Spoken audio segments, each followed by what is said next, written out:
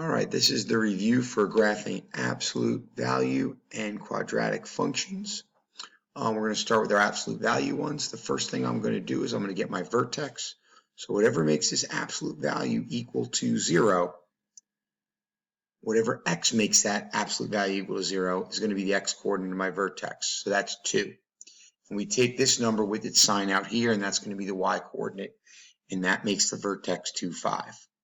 Since the number in front of the absolute value, okay, if the absolute value of the number in front of the absolute value is bigger than 1, we have vertical stretch and horizontal shrink.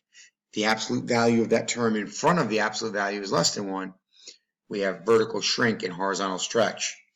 We have none of it when the number is 1, as it is in this case. So we have a vertex that's opening up with a vertex of 2, 5, or we have an absolute value that opens up with a vertex of 2, 5. Then I plug my numbers into my chart. I keep my vertex in the middle, 2, 5, and I pick the 2 previous numbers and the 2 next numbers. So I use 1 for x and 0 for x. 0 minus 2 is negative 2. The absolute value of negative 2 is 2, and 2 plus 5 is 7. 1 minus 2 is negative 1. The absolute value of negative 1 is 1, and 1 plus 5 is 6. And then I get symmetric points on the other end, 3, 6, and 4, 7. My line of symmetry is always x equals the x coordinate of the vertex, hence x equals 2. The domain is always all real numbers, and the range is always, if it opens up, a greater than, if it opens down, a less than, but it's always the y coordinate of the vertex. So my range is y is greater than or equal to 5, and I plug my chart points in to get my graph. Now, as I go to number 2 has a number in front of the absolute value, and it's negative 3. Since the absolute value of that number in front of the absolute value is bigger than 1, we have vertical stretch and horizontal shrink. My vertex still is what x value would make the absolute value equal to 0, and that's 1. And I keep the number on the outside to the right as my y coordinate, which is 6.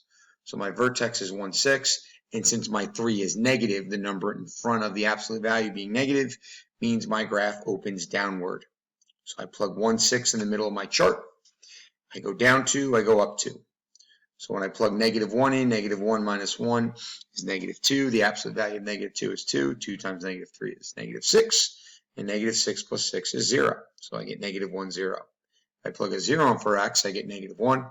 The absolute value of negative 1 is 1. 1 times negative 3 is negative 3. Negative 3 plus 6 is 3. So I get 0.03, and I get symmetric points on the other side, 2, 3, and 3, 0. My line of symmetry is x equals 1, because the x coordinate of my vertex is 1. My domain is all reals, and because it opens downward, my range is y is less than or equal to 6. And then I take my points from my chart and I plot my graph. My next one, if you notice, I have a number in front of my absolute value of 1/2. The absolute value of that number is less than 1. So right away, that means I have vertical shrink and horizontal stretch, which means my graph's not going to go up as quickly, but it's going to go out wide. My vertex, same deal. What number would make this absolute value equal to 0? It's negative 1, and I keep the negative 3 out here as my y coordinate of my vertex. So my vertex is negative 1, negative 3. Since the term in front of the absolute value is positive, the graph opens upward. Now I use negative 1, negative 3 in the middle of my chart, but here I subtract by 2 and then subtract by 4, because this way I won't get fractions when I plug my value in for x. If I were to plug a 0 in here, or a negative 2 or a negative 4, I would end up with a fraction. But by plugging a negative 3 in, negative 3 plus 1 is negative 2. The absolute value of negative 2 is 2. 2 times 1/2 is 1. And 1 minus 3 is a negative 2. Negative 5 plus 1 is negative 4. The absolute value of negative 4 is 4. 4 times 1/2 is 2. And 2 minus 3 is a negative 1. So that's how I can get my points on my chart, and I get the symmetric points on the other end. Notice I count up by 2 and up by 4 here.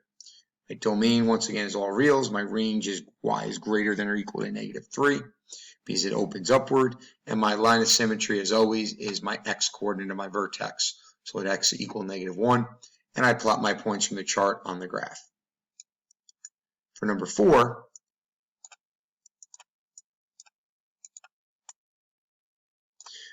y equals negative absolute value of x plus 4, and it's plus 2. We have a negative 1 here, and whenever there's a 1 or a negative 1, there's no vertical stretch or shrink, there's no horizontal stretch or shrink. So you don't have to worry about that.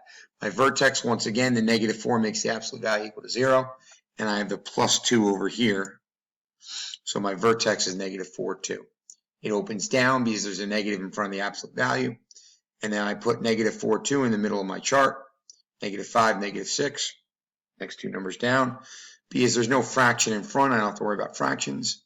Negative 6 plus 4 is negative 2. Absolute value of negative 2 is 2. And then we apply the negative, so negative 2 plus 2 is 0. Negative 5 plus 4 is negative 1. The absolute value of negative 1 is 1. We apply the negative. Negative 1 plus 2 is 1. And we have the symmetric points on the other side.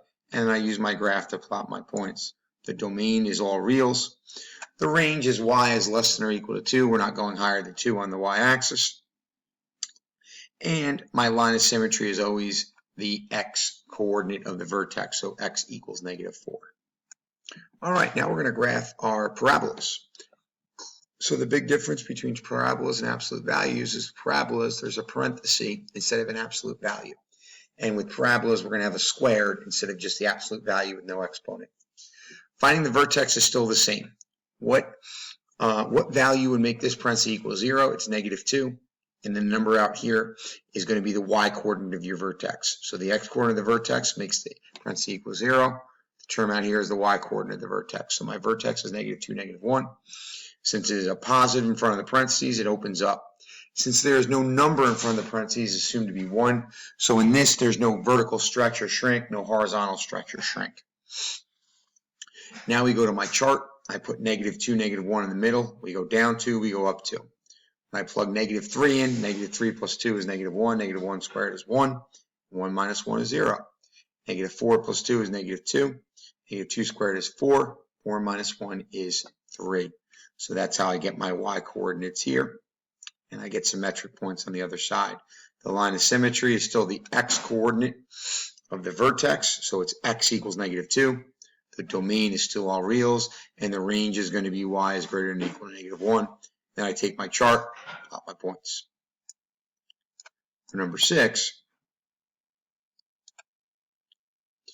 we have a number in front of the parentheses. So that number's absolute value is less than 1, which means there's vertical shrink, horizontal stretch.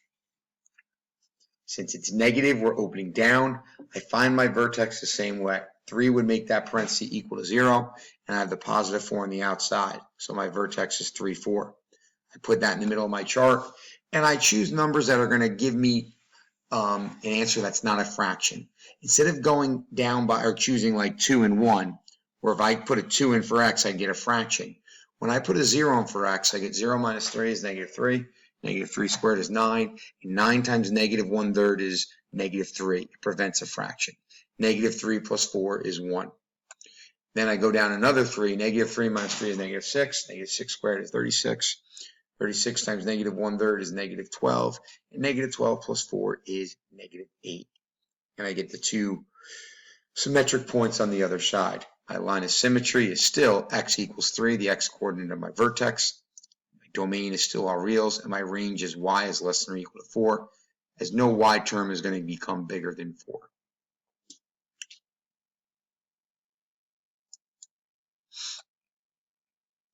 The last two here. When you have a negative in front of the parenthesis, it means you're going to open down. But because it's a negative 1, there's no vertical stretch or shrink. There's no horizontal stretch or shrink. The number that makes this parenthesis equal to 0 is 2 for my x, and I have the plus 8 on the outside of it. So my vertex is 2, 8. And obviously it's opening down with the negative in front of it.